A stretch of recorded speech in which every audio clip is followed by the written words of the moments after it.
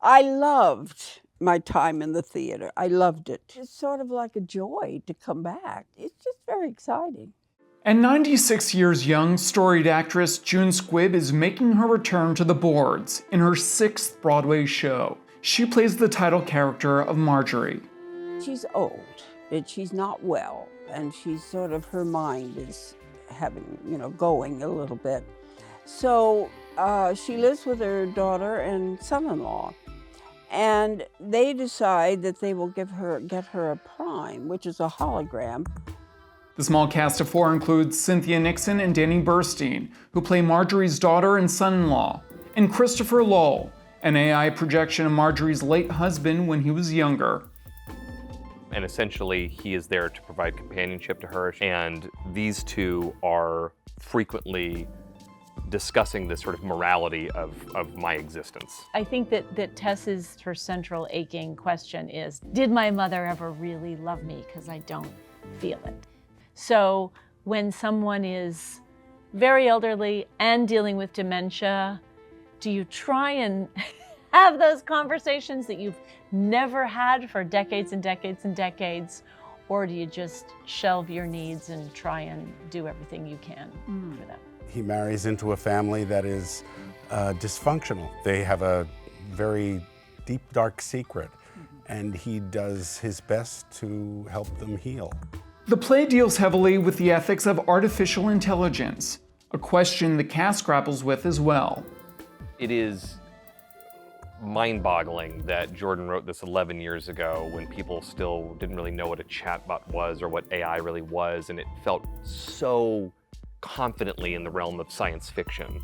To be doing it now when it is everywhere and it is all anyone is talking about, it's shocking how relevant it is, how topical it is. And God knows now we're constantly reminded of holograms, whatever, the computers, everything.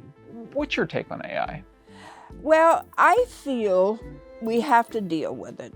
I don't think we can ignore it. I don't think we can get mad at it and, just say, no, we can't have it. I think it's going to happen. I know exactly why people are frightened. I mean, God, just the idea they could take my face and then they don't need me anymore, Do you think I can star in Hollywood movies if I'm AI generated? I'm not Pollyanna about it, but I do feel we have to deal with it, that we cannot just cut it off and say no. No, we can't say no to it. Cynthia, are you a fan of AI? It depends on what kind of AI you mean. Like, I am not a person who's ever used ChatGPT. I know many people who have to write a difficult letter or something, and they say what they want to say and have ChatGPT nicen it up for them or whatever. But, I can't say I don't like it. I mean, I love saying, hey, Google Home, Leslie Uggams, what was her Broadway debut? What year? What show? Who directed it? Leslie Uggams made her Broadway debut in 1967 in Hallelujah, Baby, at the Martin Beck Theater. Bert Shevelove directed the show. Would you like to know more about the musical Hallelujah, Baby? I love that. What scares me about it is it's replacing human creativity. Yeah. And that's the part where I go, I can't even begin to deal with that. What the play is about is our deep need for human connection. And it's just such an irony that that's how we're communicating that.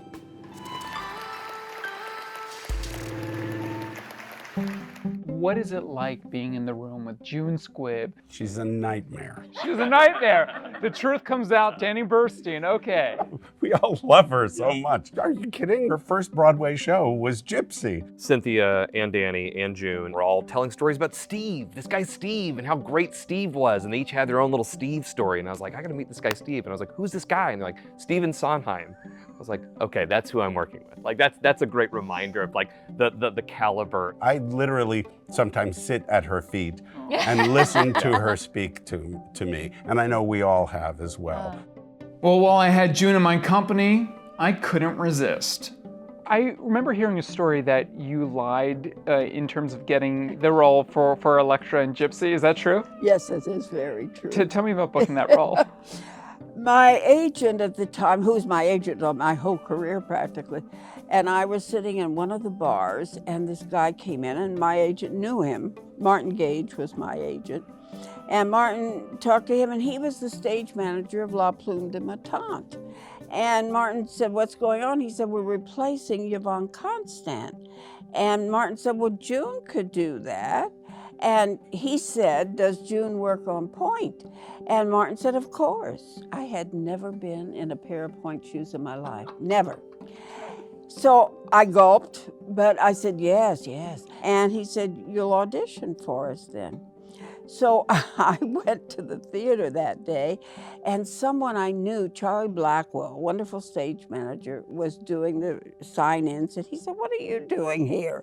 And I said, "Well, I'm here to audition for Yvonne Constant's role." He said, "You don't do point." I said, "Oh, yes, I do."